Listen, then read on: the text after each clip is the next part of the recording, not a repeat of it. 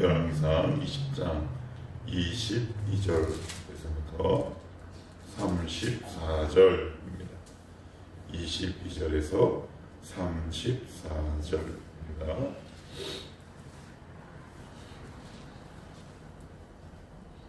우리 같이 한 목소리로 22절로부터 34절까지 말씀을 같이 읽겠습니다. 22절로부터 읽습니다.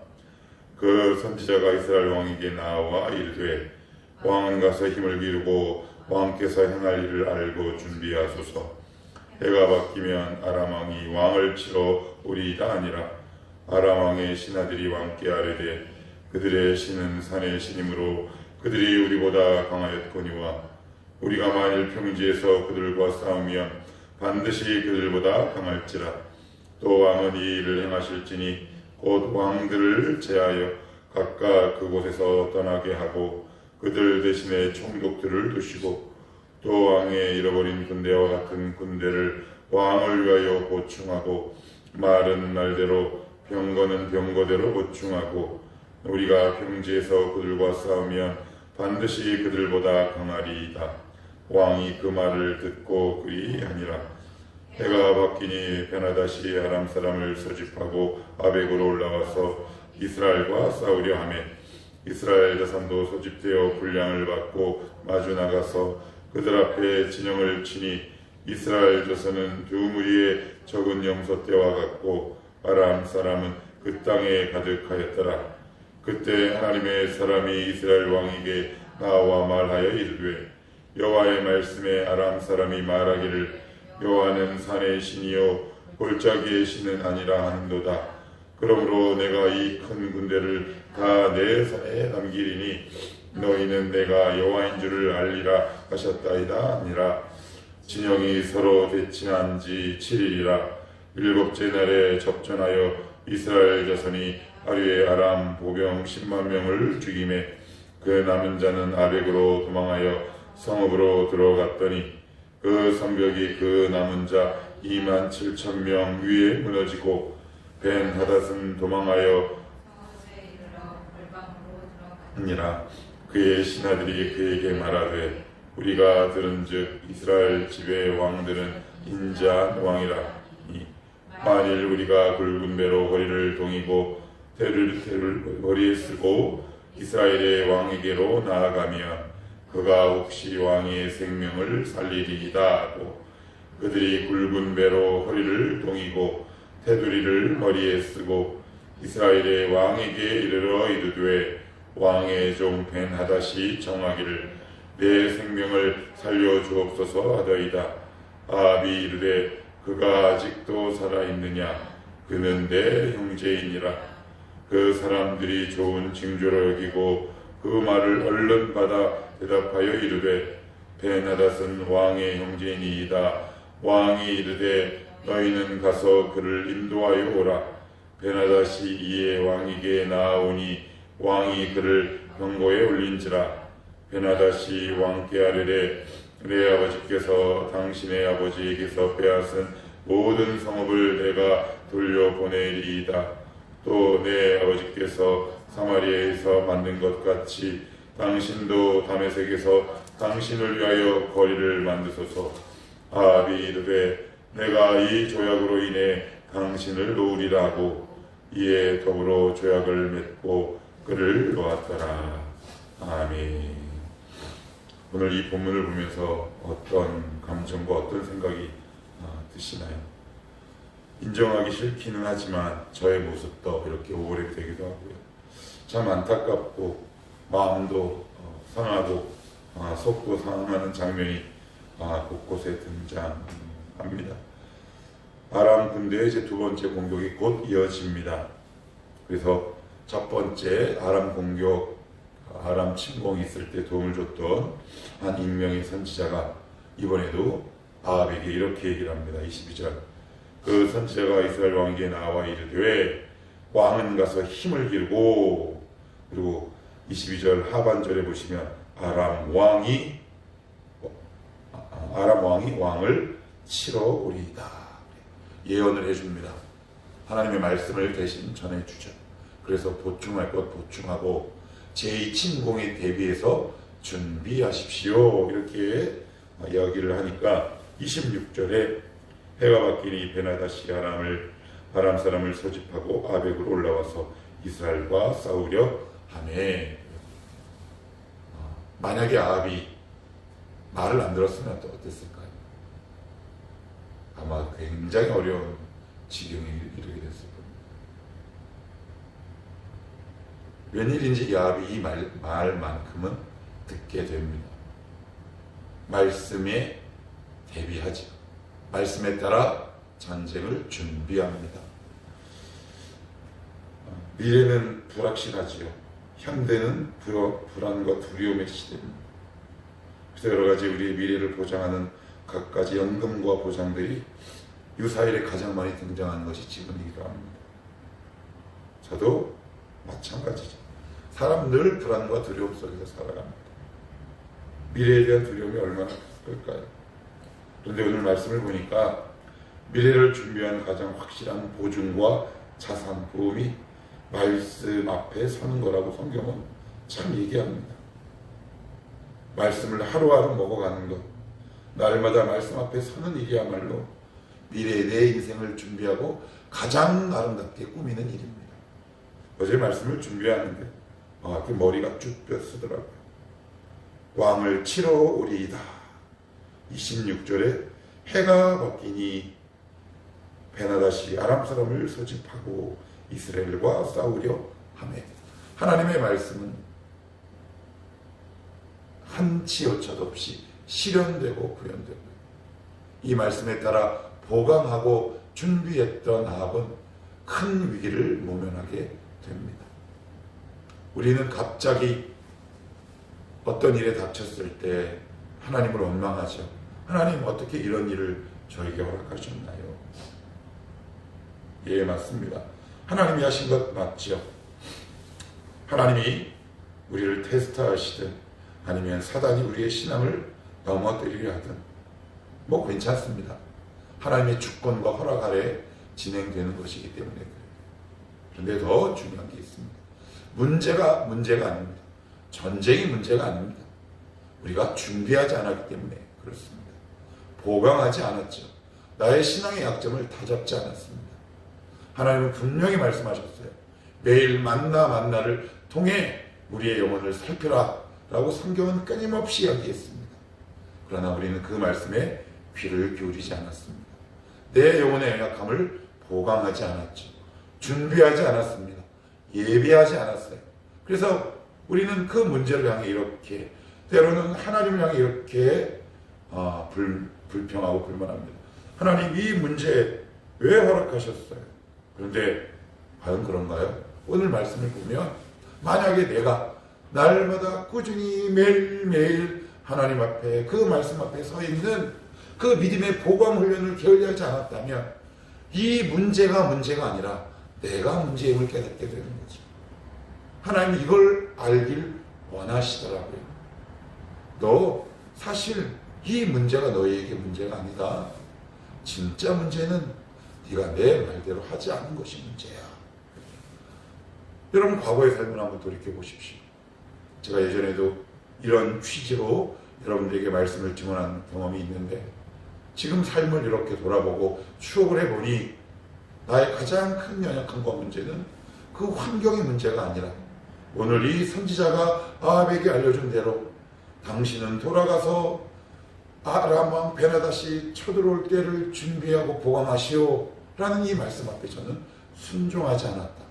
하루하루 게으르게 살았다. 그것이 바로 나의 진짜 문제였음을 이렇게 제가 여러분에게 말씀드린 기억이 있습니다. 여러분, 그 환경이 정말 문제인가요? 그렇게 생각하시면 우리는 조금 더 철들 필요가 있습니다. 아람 왕이 계속 쳐들어올 겁니다. 사단은 계속해서 쳐들어옵니다. 우리를 죽을 때까지 공격합니다. 그거는 여러분들, 제가 예언할 수 있습니다. 성도의 숙명입니다. 성도의 자랑이기도 합니다. 그것이 우리의 멸관이 되기도 합니다. 집에 가서 곰곰이 묵상해 보십시오. 아무튼 중요한 것은 아람이 문제가 아닙니다. 베나다시 문제가 아니에요. 내가 문제입니다. 그 문제를, 그 환경을, 그 전쟁을 준비하지 않은 내가 문제인 탓이겠지요. 그래서 매일매일 하나님 말씀 앞에 서 있기를 게을리하지 마십시오. 그리고 나선 갑자기 문제가 확 닥치면 아이고 우리는 얼마나 빠르게 하나님을 향해 원망의 쓴소리를 내뱉는지 모릅니다. 참 여러 차례 당해왔습니다. 여러 차례 당해왔어요. 그래서 하나님을 원망했죠. 베나닷이 쳐들어온 것을 하나님을 원망할 일입니까? 베나닷을 원망해야 합니까? 근데 우리는 만만한 게 아니라 하나님이죠. 하나님 왜 이러셨어요? 뭘 왜 이럽니까? 우리의 삶이 원래 이런 건데 매일매일 준비하십시오. 여러분의 믿음의 연약함을 보강하십시오. 무너진 재단을 수축하시고 나의 약한 부분을 오늘도 말씀으로 딱 방어하십시오. 그래서 에베소서 이런 말씀 있잖아요. 믿음의 방패, 그죠? 말씀의 검, 구원의 투구, 평안에 예비한 복음의 신, 그것들 하나님이 이미 우리에게 다 주셨어요. 그렇지만 신발을 사주면, 옷을 사주면, 투구를 사주면 뭐합니까? 그리스도의 보혈로 사준 이 모든 것들을 우리가 사용하지 않으면 무용지물인 것을 날마다 우리의 믿음의 연약한 부분을 보강해 가십시오. 그래야 아람왕 베나닷이 쳐들어왔을 때, 악한 영이 나를 공격했을 때, 어려운 문제가 나에게 닥쳐왔을 때 당황하지만 금방 수습하고 이겨낼 수 있는 힘이 바로 오늘이라는 시간에 있습니다. 하나님은 분명히 말씀하셨습니다. 분명히 말씀하셨어요. 너 인생 살다가 힘든 일 있을 거야.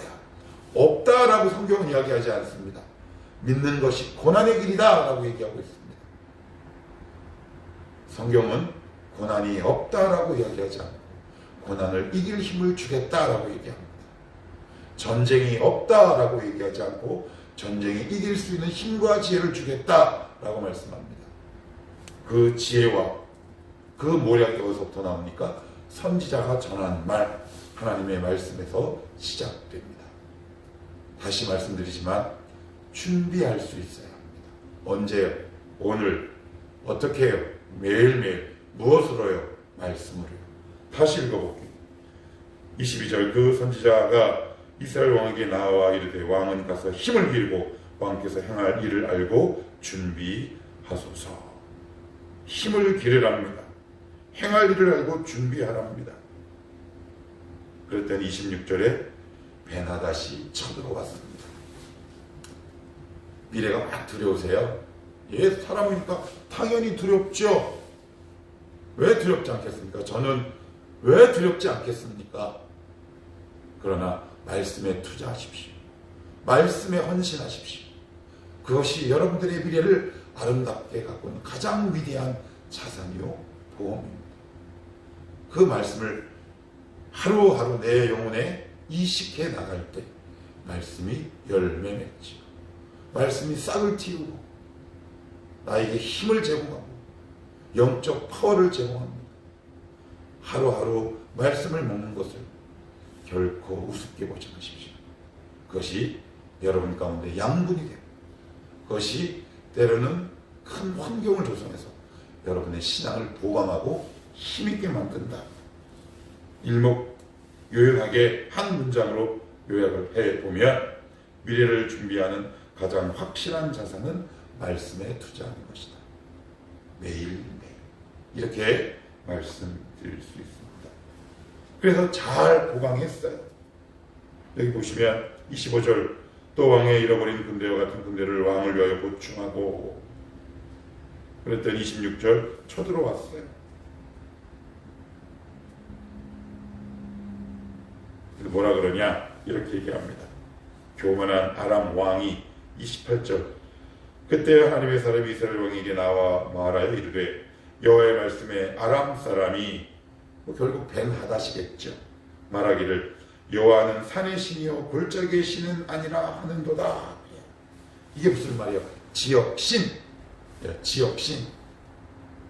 일본에 가면 지역신이 있습니다. 그래서 동네 어귀를 통과할 때마다 그 동네를 관장하는 신에게 허락을 구했다고 합니다. 그래서 일본은 예전에 여행하기가 그렇게 힘들었대요. 왜요? 지역신의 허락을 구해야 했기 때문에 그래요. 그들은 여호와 하나님이 지역신인 줄 알았습니다.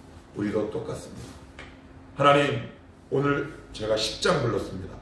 전능왕 오셔서 올마이트가, 우리는 하나님이 더 이상 전능하지 않습니다.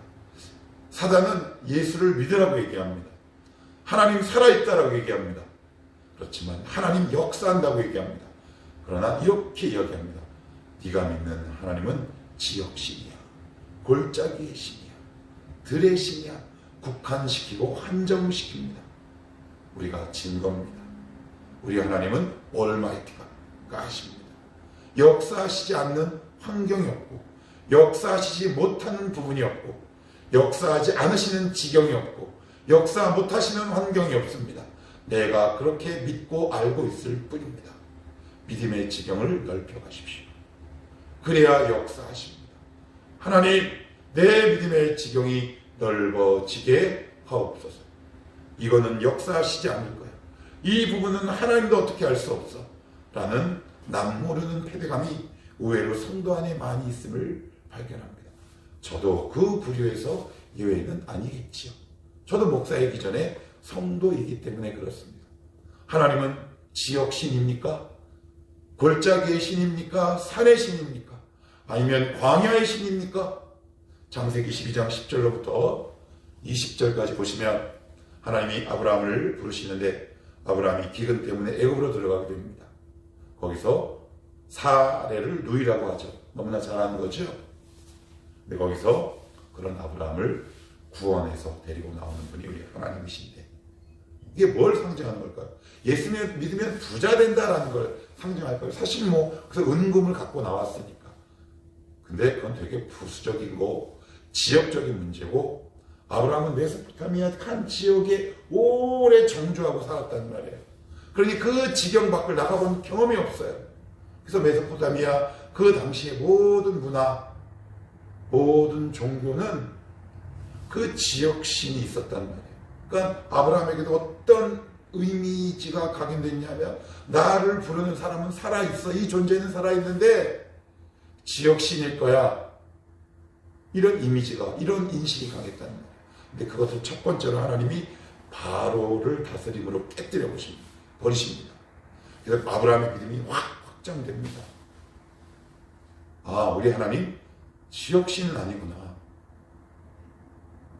전능왕이구나 라는 걸 알게 됩니다. 우리의 믿음이 되게 빛을 발하는 이유, 우리의 믿음이 풍성하지 못한 이유, 예, 여전히 저는 믿습니다. 그렇지만 나는 골짜기의 신을 믿습니다. 산의 신을 믿는 거겠죠. 평야의 신을 믿고 광야의 신을 믿습니다.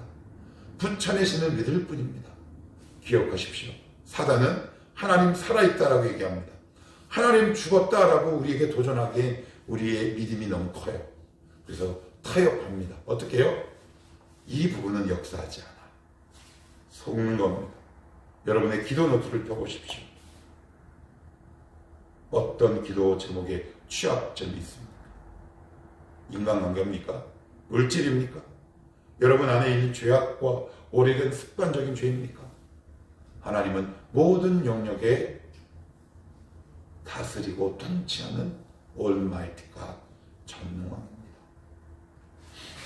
마지막 전투에서 승리하게 됩니다. 29절에 보시면 진영이 서로 대치한 지 7일, 일곱째 날에 접전하여 이스라엘 자손이 하루에 아람 보병 10만 명을 죽이매. 31절, 그의 신하들이 그에게 말하기를 우리가 들은 적 이스라엘의 집의 왕들은 인자한 왕이라. 그래서 32절 같이 한번 다시 읽어봅시다. 시작. 그들이 굵은 배로 허리를 동이고 테두리를 머리에 쓰고 이스라엘의 왕에게 이르러 이르되 왕의 종 베나다시 청하기를 내 생명을 살려 주옵소서 하더이다. 아합이 이르되 그가 아직도 살아있느냐? 그는 내 형제니라. 사단의 기만 전술에 완벽하게 섞기 시작합니다. 악은 동정하지 말고 연민도 느끼지 않아야 하는데도 아합은, 그래서 제가 이 원고에 속된 표현이긴 하지만 이렇게 써놨어. 하나님이 떠먹여줘도 내뱉는 존재요. 그는 아합이요 혹시 날지 모른다. 하나님이 은혜 베풀지 않으셨다고요? 저는 예전에 하나님이 은혜 베풀지 않았다고 생각했는데 제가 말씀을 더 알고 보니까 제 안에 아합과 같은 모습이 있었더라고요. 하나님이 다 해놓으세요. 이것도 해놓고 저것도 해놓는데 그냥 그 습관을 먹기만 하면 되는데 아합처럼 퇴하고 뱉어버립니다. 그게 바로 저였어요. 퇴하고 뱉어버립니다. 여러분, 삼키는 건 최소한 해야 되지 않겠습니까? 씹어야 하지 않겠습니까? 상을 차려두면 숟가락을 드는 흉내를 내야 하지 않겠습니까? 하나님이 말씀으로 일러줘 전투에 승리하게 뭘 더 하셔야 합니까? 하나님이 왜 우리에게 원망을 들으셔야 하겠습니까? 우리가 요토록 살도록 쪼그라들게 살도록 내 죄 때문에 그럼에도 불구하고 우리는 여전히 퇴하고 뱉고 하나님 앞에 이렇게 따집니다. 왜 저를 이렇게 하셨어요? 성경은 우리를 토명하고 조명하고 조망합니다. 우리를 투시합니다. 너 왜 그런 줄 알아? 너도 아합처럼 퇴하고 내 말을 뱉었기 때문에 그래. 퇴하고 나를 뱉었어. 여러분, 이게 그 모습이지 않겠습니까? 단순히 타협했다 아니요. 은혜를 퇴하고 뱉은 겁니다. 그냥 먹으면 되잖아요. 여러분, 이빨이 없으면 잇몸이라도 씹어야 되는 거 아닙니까? 이제 찾으러 자기를 만나러 온 베나듯을 죽이면 되잖아요. 근데 그거 하지 않습니다. 오 내 형제여, 쓸데없는 동정과 연민의 감정에 빠져 결국 자기 목숨과 영혼을 그들의 손에 쥐어주게 됩니다. 이게 뭐예요? 제가 예전에 말씀드렸잖아요. 저와 여러분은 고생과 고난의 길을 정확하게 알고 있다. 이걸 성경은 두 글자로 죄인이라고 합니다. 그래서 은혜의 DNA를 각인시키죠. 말씀의 DNA를 각인시키죠. 십자가의 DNA를 우리 영혼 속에 각인시키고 이미 각인되었죠. 습관이 되지 않았을 뿐. 하나님 쉽게 원망하지 마십시오. 우리가 퇴하고 뱉어버린 겁니다. 하나님 왜 차별하세요? 뭘 차별합니까? 아합도 이렇게 사랑하셨거든. 저와 여러분은 얼마나 더 사랑하셨겠습니까? 그런데 우리는 말씀 퇴하고 뱉었죠. 뱉었죠? 모르겠어요. 저는 퇴하고 뱉었어요. 하나님이 다 차려주신 밥상에 죄를 뿌려버렸어요. 그리고 하나님을 원망했어요. 이제 그러면 버려도 되잖아요. 그래요, 안 그래요? 버려도 돼요. 왜요? 내가 나를 포기했는데 하나님이 나를 포기한들 뭔 상관이겠습니까? 그렇지만 우리 하나님의 공의는 너무 크지. 참 안타까워. 참 안타까워.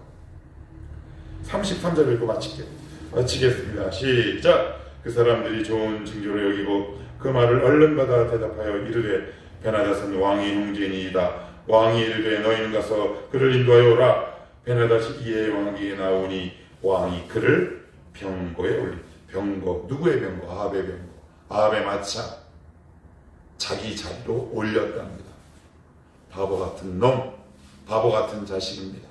우매한 인생입니다. 그를 죽였어야 하는데 자기 자리에까지 올린답니다.